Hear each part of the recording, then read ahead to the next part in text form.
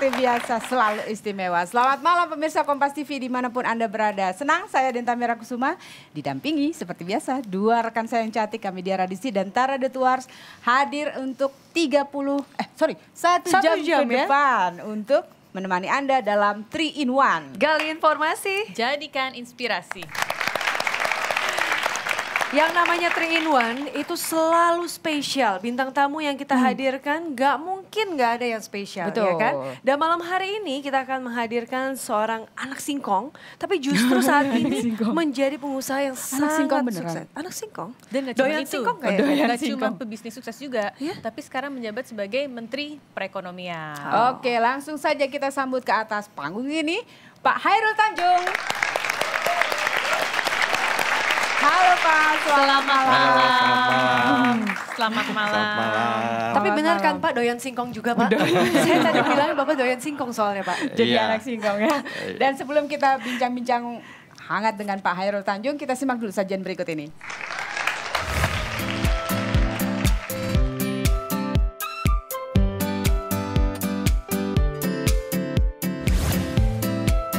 Sudah kesekian kalinya, Bos City Corp Chairul Tanjung didaulat jadi salah satu orang terkaya di Indonesia versi majalah Forbes. Tumbuh di tengah keluarga yang serba kekurangan, mental kerja keras dan intuisi bisnisnya terasah sejak di bangku sekolah. Usaha pertamanya bisnis fotokopi sukses semasa CT muda kuliah kedokteran gigi. Lantas berkali-kali ia jatuh bangun, namun kemudian sukses kembali untuk mengelola Bank Mega, membangun bisnis media dan retail. Dari anak singkong, Chairul Tanjung bertransformasi menjadi konglomerat yang nasionalis dan dipercaya menjadi Menteri Perekonomian.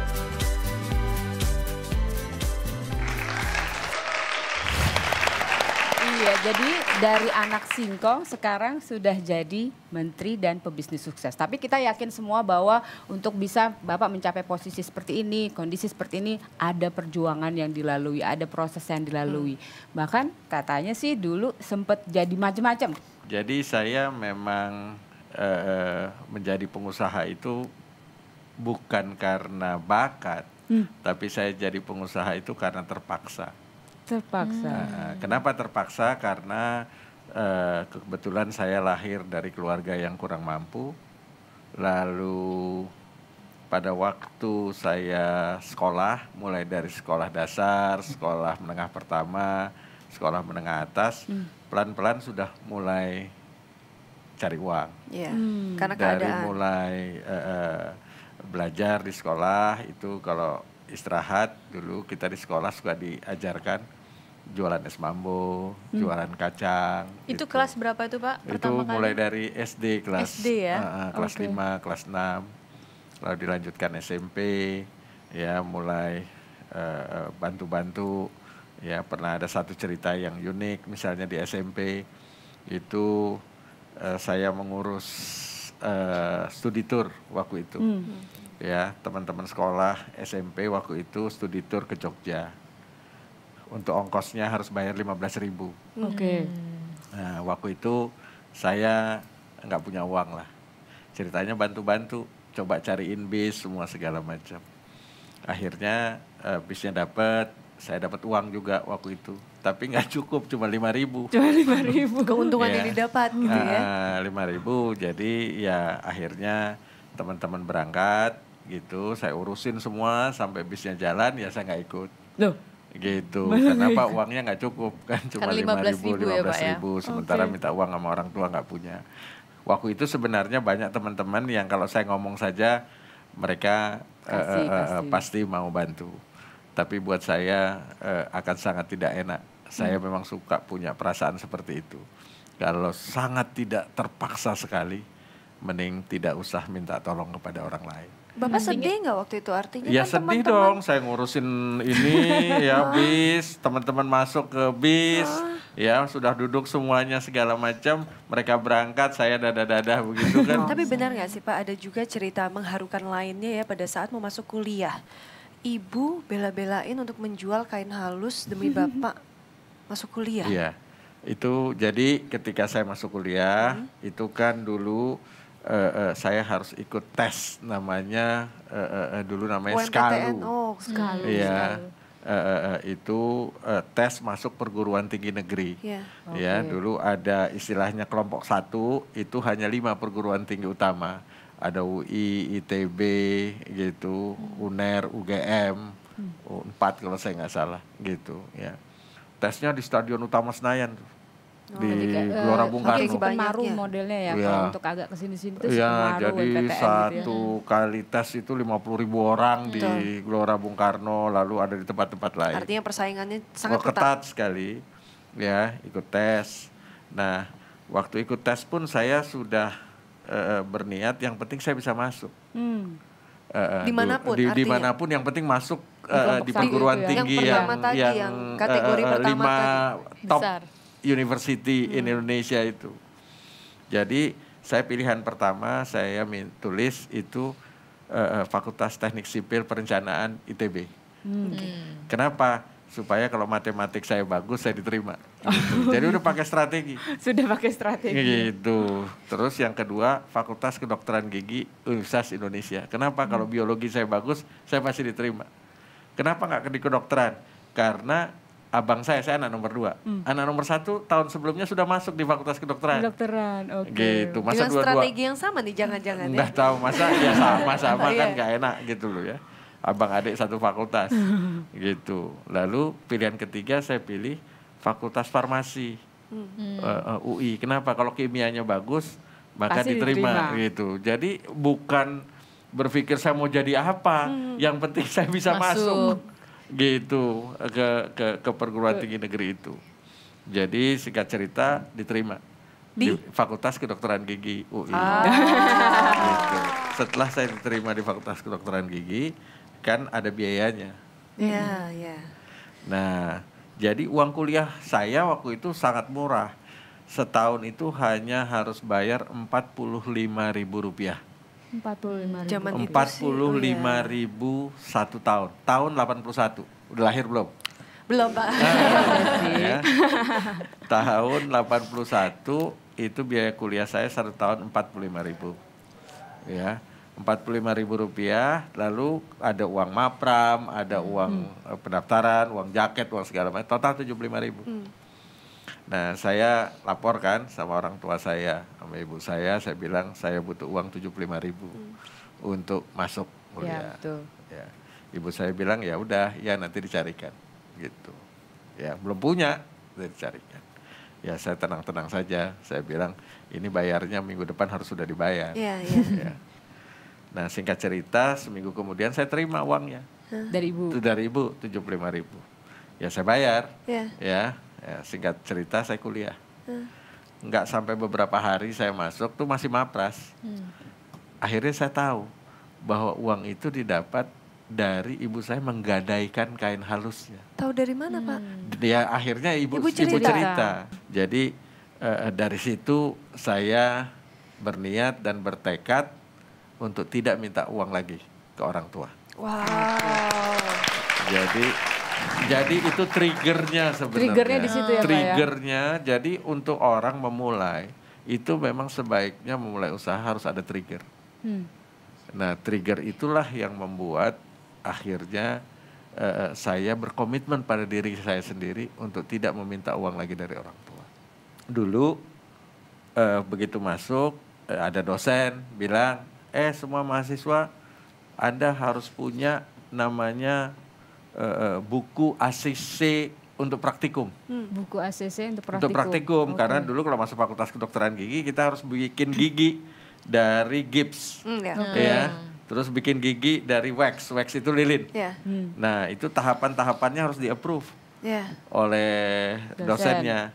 Nah, untuk itu harus ada bukunya, buku asistensinya, tahapan-tahapannya. Nah, lalu teman-teman kan di depan kampus saya di Salemba banyak tempat fotokopi jilid-jilid buku itu. Datanglah mereka ke sana. Kalau bikin kayak gini berapa?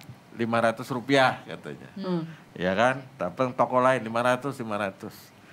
Nah, di sini mulai muncul akal saya. Kepikiran jadinya gitu ya, Pak. Saya ingat dulu saya punya teman SMP, kakaknya itu punya percetakan. Gitu. Percetakannya bukan percetakan modern, percetakan yang hand press yang di manual gitu. Datanglah saya ke dia. Enggak. Saya bilang, saya punya kebutuhan nih. Ya, kalau cetak kayak gini, berapa kosnya? Hitung. Buat lu, gua kasih pego aja deh. Tunggu Pak Hairul, yang nyuruh Bapak untuk bikin buku menyediakan buku ACC itu dosennya yang di belakang Bapak ini bukan?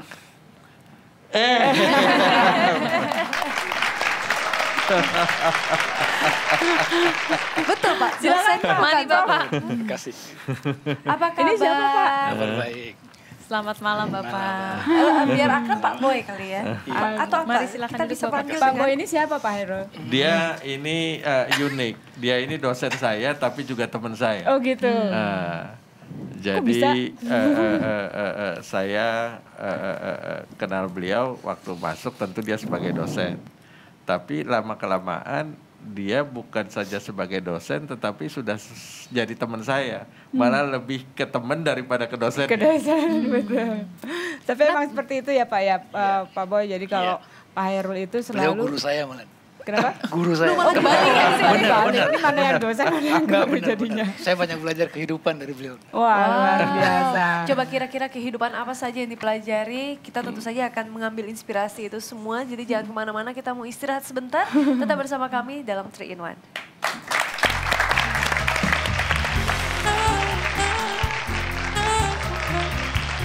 Atas ranjang batu, tubuhnya panjang. Bukit barisan tanpa bulan. Kabur dan lihat dengan mata serpikan teral.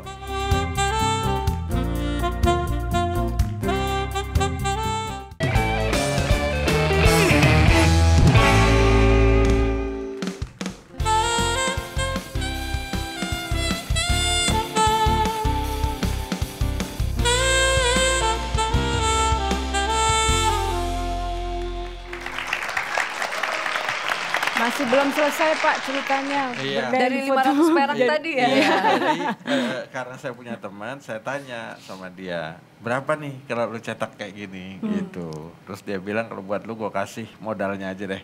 Gue Modalnya untuk aja. berapa? Pego dia bilang 150. Nah tadi kan kalau bikin sendiri di sana 500, di sini cetak 150. Ya udah saya bilang sama teman-teman, kalau yang mau bikin sama gua 300. Iya. Lumayan. Ya, semua bikin. Akhirnya Oh iya kan 300 banding 500 kan hukum dagang semua bikin. Nah, kurang lebih 100 orang, 300 untung 150. Nah, itulah 15.000 saya yang pertama saya dapat di kampus. Wah, 15.000 di zaman itu sama dengan berapa berarti Pak Ya, zaman kalau sekarang? bakso waktu itu kira-kira semangkok bakso itu kira-kira 200 rupiah lah. Wah, jauh sekali loh Zaman 15.000. Ya. Tapi berarti pertemanan dengan Pak Boy sendiri diawalinya bagaimana itu ceritanya? Nah, biar Pak Boy yang cerita. Bagaimana itu Pak Boy? Ya ini waktu gini, kerja kersos di Bengkulu nih saya ingat benar. Kersas itu kerja sosial. Kerja sosial, oke. ya. Nah, saya kan dosen gitu, tapi saya kalau ngomong apa adanya. Beliau itu baru tingkat 1 nih, tingkat 2. Saya heran nih kok orang tingkat 2 bisa memimpin kersos sebegini besar, 3 kabupaten. Nah, karena saya juga, saya terus terang, saya bilang, sini kamu. Kamu kok pinter banget sih, saya bilang, kamu kan baru kelas 2 ya sudah bisa memimpin kersos begini. Rupanya, saya itu membuat kesan sama beliau. Nah, suatu waktu begitu mau kersos lagi di Padang, berikutnya ada wakil dekan dulu, mengharuskan ada dosen bimbing. Nah, disuruh pilih. Beliau milih saya. Mungkin saya bilang ini, karena saya puji dia dulu. Mungkin GR Iya, gitu ya. dari situ kita makin akrab kayaknya. Udah, sampai sekarang lah. Berarti sosok seperti apa yang Bapak kenal seorang Khairul Tanjung? Ya sejak itu banyak saya bilang, ternyata beliau bukan cuma sekedar teman. Saya banyak, dia nggak tahu kali saya belajar dari dia tuh. Apa Pak yang paling Bapak rasakan atau paling berkesan tentang struggle. Okay. Struggle. Orangnya struggle nih. Kalau dia, orang nggak suka dia akan lebih nggak suka lagi itu orang. Bapak, berarti Bapak waktu berbisnis fotokopi itu di kampus melihat itu semua? Iya, saya lihat. Ikutan terlibat kah? Oh enggak. Saya soalnya dosen saya juga kan. Dia gaul-gaul gitu aja. Makan-makan, dia ngajak juga saya makan-makan di warteg apa. Saya tahu tuh di uang toyib segala macam. Tapi nggak tiap hari saya ikut. Kadang-kadang kita makan juga di pinggir-pinggir malam gini. Saya jadi ikut-ikut begadang. Beliau kalau kerja ini benar, sampai jam 2 malam nih. Kalau saya minta tolong ngajak kersos, saya harus ngikutin gaya dia kerja nih. Kerja tuh jam 2 malam sampai pinjam mobil Pak Boy juga ya? Jadi gini, ada satu cerita yang unik. Dulu kan saya nggak punya mobil. Ya, saya baru punya mobil itu kuliah tingkat 4. Jadi kuliah tingkat 2, tingkat 3 tuh saya nggak punya mobil. Nah, jadi Pak Boy ini kan dosen udah punya mobil kan. Mobilnya Kijang waktu itu. Kijang kotak gitu Kijang ya? kotak gitu. Ya, jadi saya itu pakai mobil dia lebih sering daripada dia pakai mobil dia. Di casnya Ini Pak mobilnya bukan? Itu bukan. Oh ini mobilnya. Mobilnya Iya, modelnya mirip-mirip kayak kayak gini. gini lah. Mirip-mirip kayak gini gitu. Jadi dulu misalnya saya bilang, "Boy, gue pinjam dong mobil lu," gitu. Ya udah lu pakai aja gitu. Atau kadang-kadang nggak usah ngomong juga tiba-tiba dia mobilnya nggak ada. Lu pakai mobil gua aja. Nah lu gimana? Udah gua pakai kendaraan umum aja gitu. Dia orangnya seperti itu. Nah, jarang-jarang loh dosen sama murid bisa punya hubungan Iya, seperti itu. iya. Tapi Bapak bangga nggak punya murid Bangga. yang Kalau enggak sekarang ngapain saya seperti berteman orang kayak begini. Bangga, karena saya bangga justru. Pas saya tadi saya banyak belajar. Kalau jauh kan beda umur saya 10 tahun waktu. Makanya kan ibarat saya berteman sama anak kan. Tapi karena saya bilang tadi saya belajar, dia nggak sadar aja saya ikutin cara dia bernegosiasi. Saya Jadi banyak dia ikut. belajar juga ya Iya mengambil benar. ini ya. Dia sama gubernur sama menteri aja dia kalau ngomong itu lebih enak banget gitu. Kayak nggak takut zaman dulu. Udah berani beliau tuh ngomong. Jadi ada keunikan karena saya terbiasa di organisasi. Waktu saya masih mahasiswa, saya bisa berdialog dengan orang-orang yang lebih tua, lebih senior, bahkan termasuk kepada menteri pun saya bisa bicara dengan lugas. Dan pernah satu kali saya pernah gebrak meja menteri. Zaman saya masih mahasiswa. Menteri Karena apa apa itu Pak? Jantung Adalah, jangan nanti takut saya takut kena karma. Nanti ada mahasiswa datang ke saya gebrak meja saya. Karena ingin menteri sekarang gitu ya. Tapi kalau kita mengingat masa-masa sebelum itu deh ya, jauh sebelum itu, Bapak juga pernah ikut teater segala kan Betul. Pak? Memang Bapak suka? Jadi awalnya semua tuh by accident karena kecelakaan. Saya nggak pernah suka lalu ikut teater, enggak. Jadi mulainya tuh kelas 2 SMP waktu itu. Kelas 2 SMP ada pertandingan untuk 17 Agustus itu antar kelas bertanding untuk mengpagelarkan sebuah kesenian. Oke. Nah, kebetulan ada teman sekelas saya Iya. itu namanya Prita. Sekarang itu namanya Ibu Prita, pemilik dari London School. Oh. Nah, nih Mbak Prita ini bilang bahwa dia punya abang ya itu adalah pelatih teater. Daripada kita susah-susah kita bikin teater saja untuk festival itu. Nah, singkat cerita ikutlah kita. Saya itu karena ke kelas kan ikut main teater. Nah, akhirnya ya juara, kita menang di festival antar kelas itu.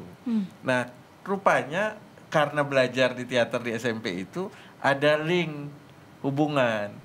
Nah, jadi akhirnya saya juga ikut walaupun sudah tidak teater di sekolah itu, saya ikut lanjut lagi. Karena ternyata kok asik gitu ya. Kok Seru enak kayaknya. gitu. Pak coba Pak, Bapak mungkin kalau saya berikan ini, nanti mungkin Bapak akan ingat. Ini bukan gratifikasi Pak. Oh bukan aja, isinya Pak. bukan uang, ini bukan cek juga. Bapak mungkin bisa pilih mau yang kanan atau yang kiri, nanti Bapak buka. Gitu. Isinya apa, mudah-mudahan Bapak masih ingat. Jadi silahkan Pak. Buka ya sekarang Buka, ya. oh pilih yang kanan ternyata Saya selalu ya. suka yang kanan. Suka yang Oke. kanan, kenapa Gitu. Pak? Ada filosofinya, Karena Pak? dalam agama saya itu kanan itu adalah langkah yang baik. Oke, silakan dilihat Pak itu apa. Saya juga nggak tahu isinya Oh, soalnya. iya. Apa ini Pak? Ini Rendra.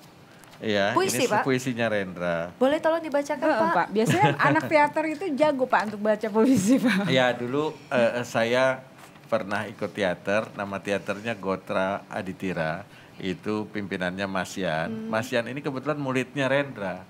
Oh, Gitu. Jadi saya pernah mentas bersama-sama dengan Rendra dulu di Universitas Trisakti pada waktu itu. Jadi memang ini, tapi saya udah puluhan tahun nggak pernah baca coba kalau gitu, puisi. Iya, coba Biar kita kita sekarang juga Pak. ingin Mementaskan tahu Pak Hairul. seorang Khairul Tanjung membaca puisi. Ini sajaknya Rendra, judulnya Tahanan. Tahanan. Atas ranjang batu, tubuhnya panjang, bukit barisan tanpa bulan. Kabur dan lihat dengan mata serpikan teral, di lorong-lorong jantung matanya. Para pemuda bertangan merah, serdadu-serdadu Belanda rebah, di mulutnya menetes lewat mimpi. Darah di cawan tembikar dijelmakan satu senyum. Barat di perut gunung. Para pemuda bertangan merah, adik lelaki neruskan dendam. Dini hari bernyanyi di luar dirinya. Anak lonceng menggilat 6 kali di perut ibunya. Mendadak dipejamkan matanya. Sipir memutar kunci selnya dan berkata, "Hei pemberontak, hari yang berikut bukan milikmu." Diseret di muka peleton Algojo, ia meludah. Tapi tak dikatakannya. Semalam kucicip sudah betapa lezatnya madu darah. Dan tak pernah didengarnya 6 pucuk senapan meletus bersama. Hanya di 3 in 1 Pak Hairul Tanjung baca puisi. Hanya pernah kan kita tahu kan, nggak pernah kita dengar kan. Gurunya Pak tadi Boy siapa? pernah dengar nggak? Enggak. Pak Hairul bisa baca puisi. Iya, Kalau nyanyi sering. Kalau Oh nyanyi sering. Harusnya kita Sering saya dengar. biasanya kalau di kampus nongkrongnya di mana Pak Hairul tuh? Oh macam-macam. Macam-macam. Gaulnya macam-macam juga sih. Ya di kampus sering kami sering tidur Dimanapun di lantai kampus pernah juga. Oke. Nah kalau Pak Ian, bagaimana tadi pada saat membacakan sajaknya Pak Pak Ian? Ian. Bagus. Wah ini komplit ini, Kompas mendatangi orang-orang luar biasa itu. Selamat malam Pak Ian. Pak Ian adalah guru Selamat teater ya. malam. Iya, betul. Ya tadi diceritakan ya Pak Silakan Ian. Pak Ian, silakan Pak, Bapak. duduk Pak, silakan. Pak Ian, bagaimana tadi waktu Coba Pak dikasih Hairul penilaian, Tanjung? Pak. Boleh dikomentari Pak. Wah, itu kan dulu kalau Hairul baca puisi itu tahun 79 ya. Waktu 79 keren nggak Pak? Keren dan masih kelihatan masih bisa ngalahin dialognya. Oh. Masih kebayang sama saya seorang tahanan dalam perang revolusi dulu ya. Ditangkep, ya kan, adiknya akan membalas dendam dan dia siap besoknya dieksekusi mati. Itu kan puisinya Mas Yul itu masih bisa seorang main kue-kuen. Berarti kita nanti akan cari tahu ya, kira-kira dari para sahabatnya ini, apakah pernah membayangkan seorang Hairul Tanjung yang dulu akan menjadi seorang Hairul Tanjung yang sekarang. Jangan kemana-mana, tetap bersama kami dalam 3 in 1.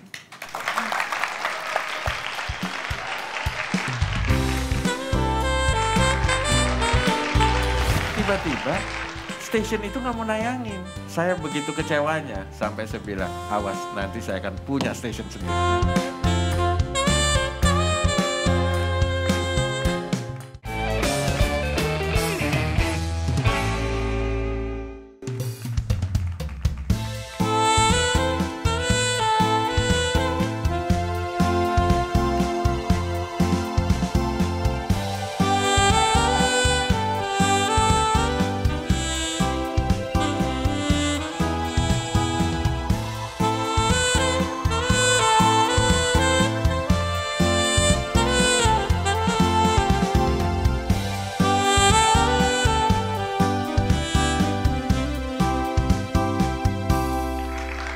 Ya, masih di 3 in 1 dan kita sedang bernostalgia Bernostalgia. mengenai masa lalunya Pak Hairul. yang bernostalgia. Kita lagi mengorek-ngorek nih.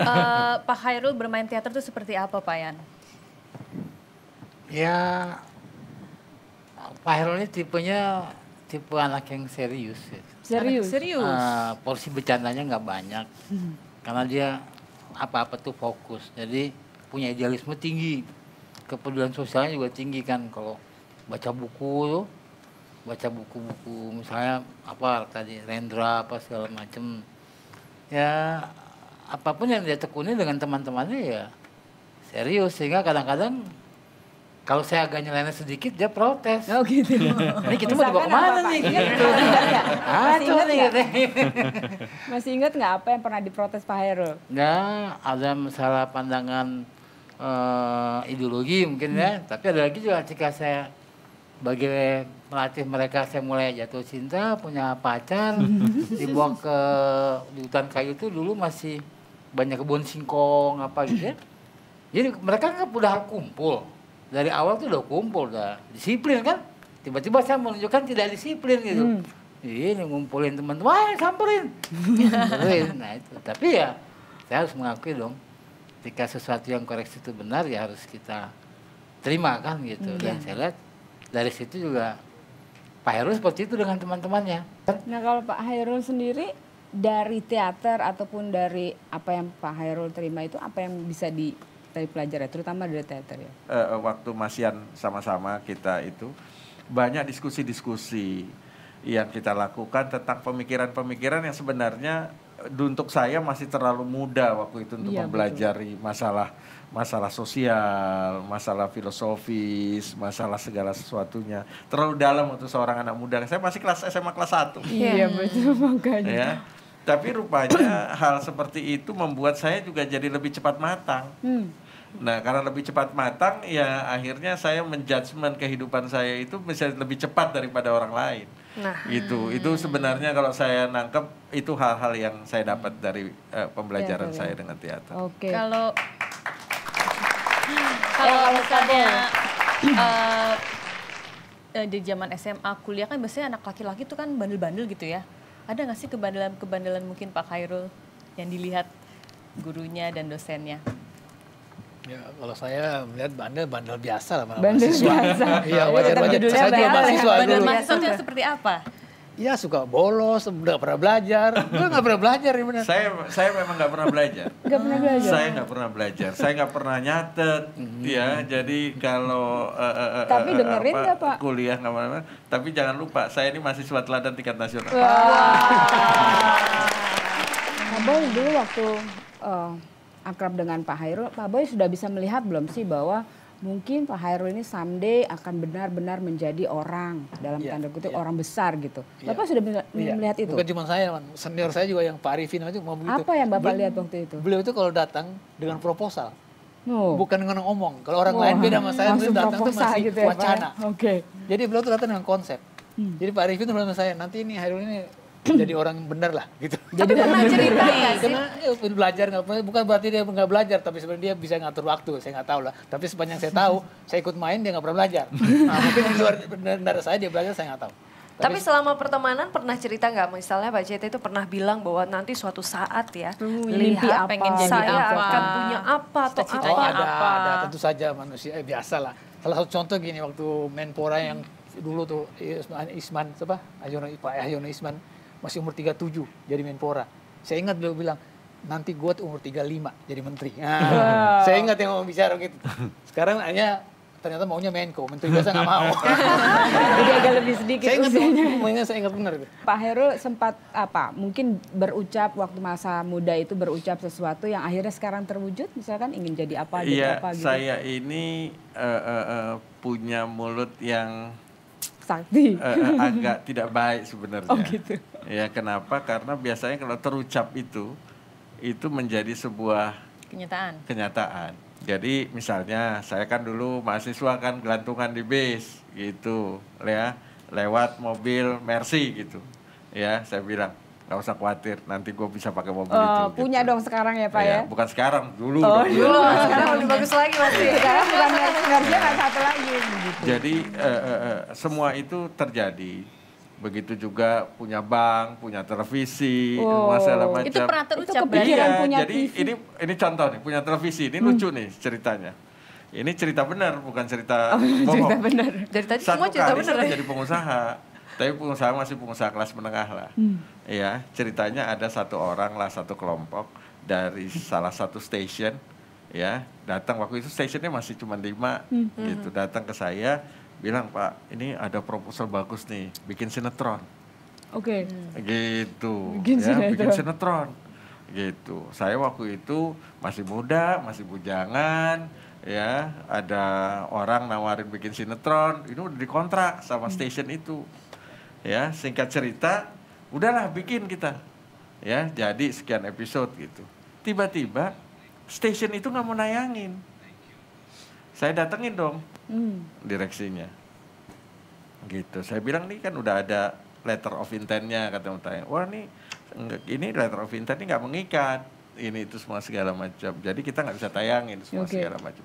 Sampai hari ini itu sinetron nggak pernah ditayangin. Di TV sendiri pun nggak ya Pak? Enggak. Jadi udah lewat juga kan. Semua segala macam. Tapi singkat cerita waktu itu saya begitu kecewanya sampai saya bilang, awas nanti saya akan punya station sendiri. Wow. Akhirnya punya juga.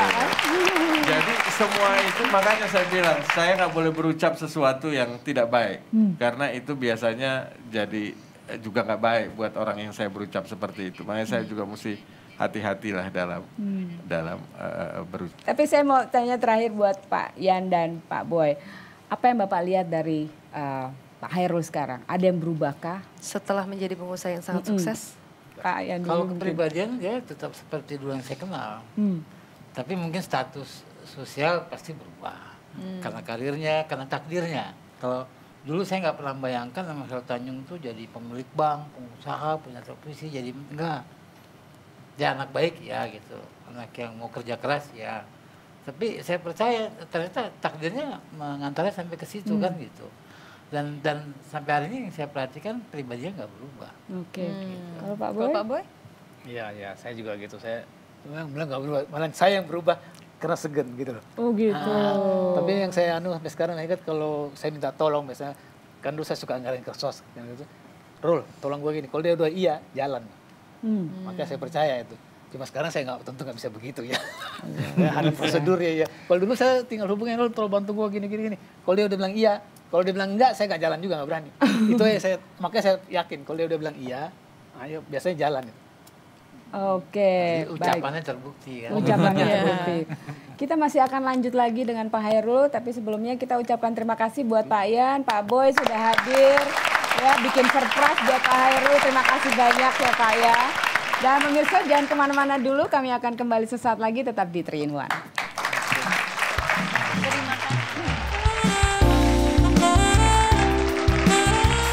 Saya mandikan saya, ganti popok, apa semua segala macam. Jadi sebelum berangkat kerja itu saya mandiin anak dulu. Gitu, mandiin anak. Gitu, ya. Sampai selesai baru saya berangkat kerja.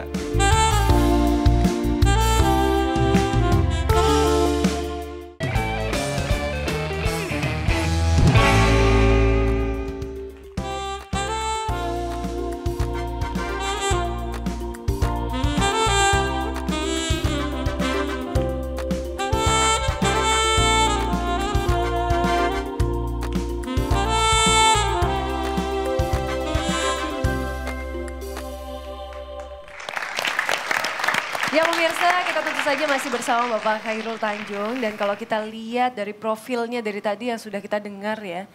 Sudah sukses sebenarnya mulai dari SMP, SMA, bahkan kuliah.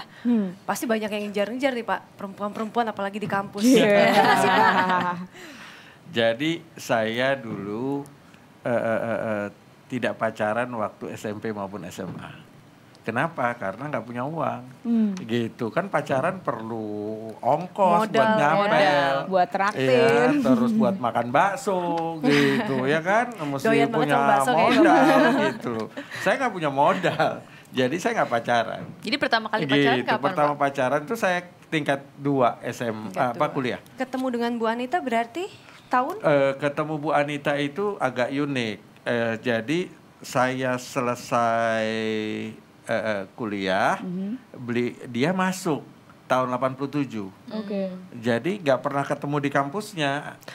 Gitu, ketemunya tuh di luar kampus. Apa yang bikin Bapak jatuh cinta Pak? Junior kece kayaknya. Iya, jodoh ya. Jodoh. Jadi kejadiannya juga ketemunya juga lucu. Gimana tuh Pak? Ya, jadi satu kali saya bawa partner bisnis dari Korea. Malam makannya di bakmi GM. Gitu, bakmi GM-nya bakmi GM yang masih di Tamrin dulu.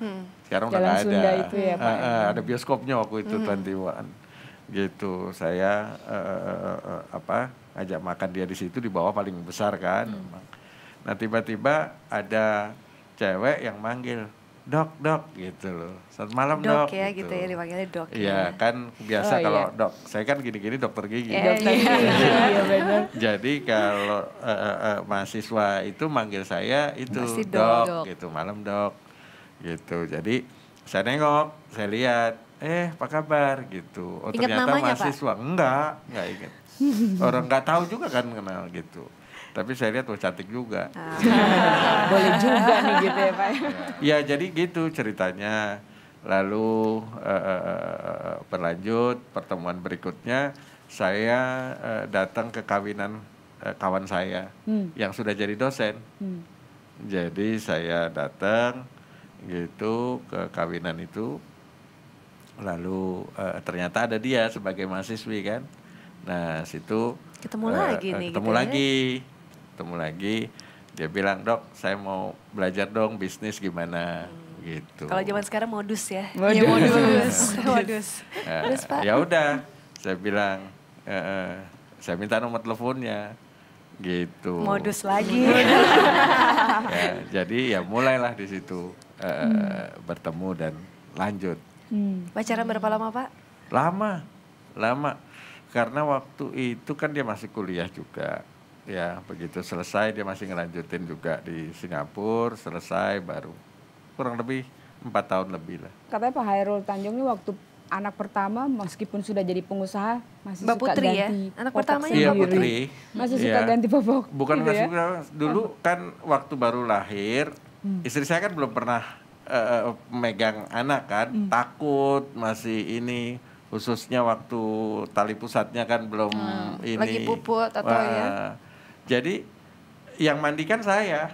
Bapak lebih berani justru. Iya, saya yang mandikan saya, ganti popok, apa semua segala macam. Jadi sebelum berangkat kerja itu saya mandiin anak dulu. Wah. Gitu, mandiin anak. Gitu, ya.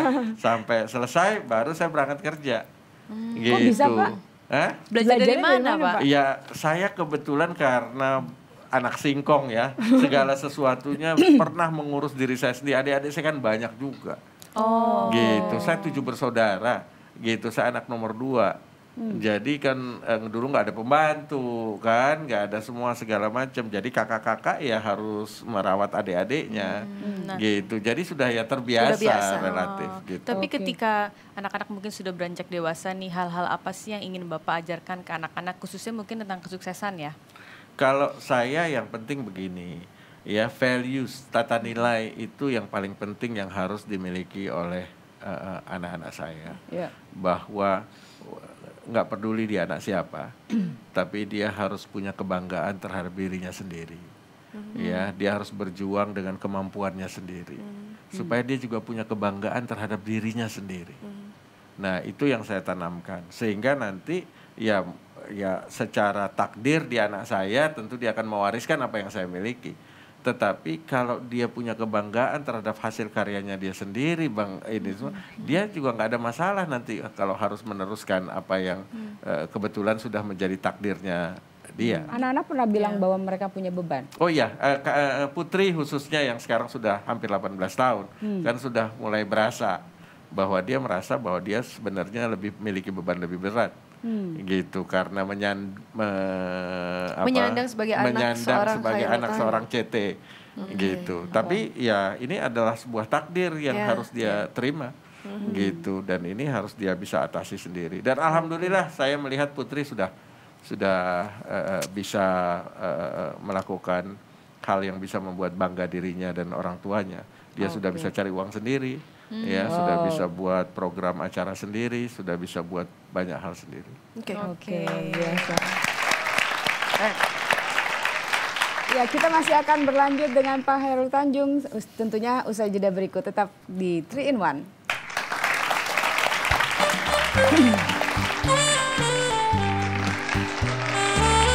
Kalau nanti Presiden baru nawarin Bapak lagi untuk melanjutkan, bagaimana Pak? Saya sudah menyatakan terima kasih. Oh, terima kasih. Ya, jadi biarlah saya kembali ke habitat saya. Oh, ke habitat saya.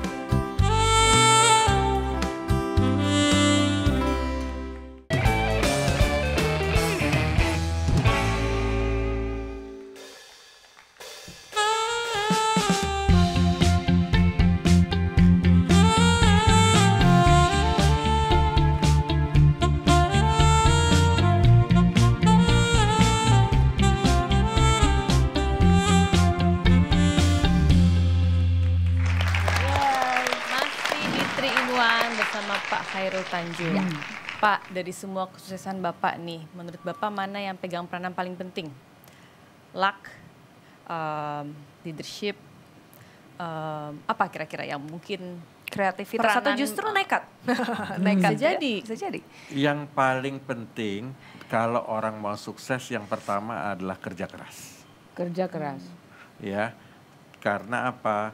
Tanpa kerja keras, orang pinter sehebat apapun, ya, orang selak apapun, seberuntung apapun, tidak akan pernah bisa sukses. Sesukses orang yang bekerja keras. Ya, kenapa? Kan kita percaya Tuhan Maha Adil. Ya, mungkin nggak Tuhan memberikan rezeki orang yang bekerja keras lebih sedikit dari orang yang tidak bekerja keras? Nggak mungkin. Gitu. Jadi orang itu yang pertama harus bekerja keras. Itu yang pertama. Yang kedua harus bekerja cerdas. Harus cerdas. Jadi dia kerja keras doang. Ya, tapi nggak cerdas ya nggak ada gunanya juga. Itu yang ada capek artinya aja kuli ya. pacul itu. Baru setelah itu soal hasil akhirnya serahkan pada yang di atas. Oh, sekarang kita bicara masa sekarang nih Pak. Bapak ditunjuk jadi Menko Perekonomian. Cuma tinggal 6 bulan lagi, kok mau Pak? Ya ini sebenarnya kecelakaan. Oh, kecelakaan ya. Jadi kan saya sebenarnya waktu Pak SBY pertama jadi presiden tahun 2004, saya sudah diminta jadi menteri.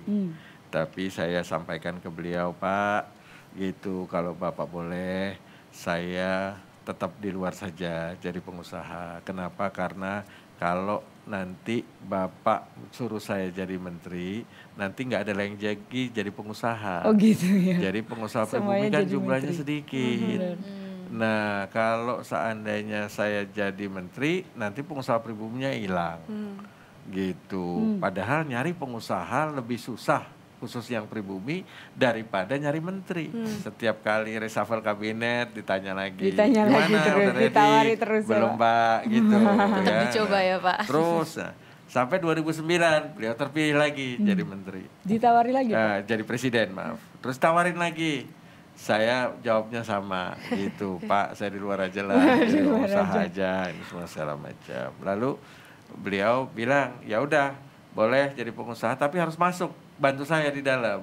Gimana caranya Pak? Ya udah, nanti masuklah bantu. Makanya dibentuklah Komite Ekonomi Nasional. Oh, I see. Gitu, saya tetap pengusaha, tapi saya boleh menjadi bagian dari perencanaan, ya, saran-saran terhadap kebijakan yang dibuat oleh pemerintah. Dan saya udah ikut sidang kabinet itu sebagai ketua Komite Ekonomi Nasional.